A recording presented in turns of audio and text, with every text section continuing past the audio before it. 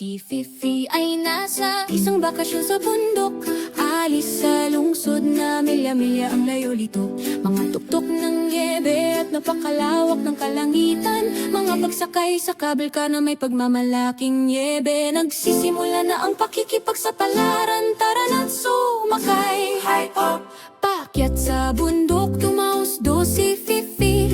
Kasabay ng hangin ng taglamig, nararamdaman niya ang vibes.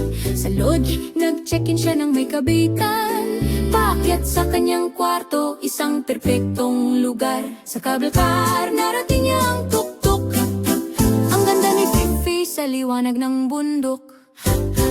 Ang bawat sandali ay nararamdaman sakto lang ito'y mga tuktok ng niebe at kalangitan na napakalawak. Igoyaloy ang pakikipagsapalaran sa bawat hakbang. Girl, ang saya ni Fifi na hindi niya maitago. Sa daan naglalakad siya, mga snowflake na nahuhulog. Hindi na kailangang magsalita.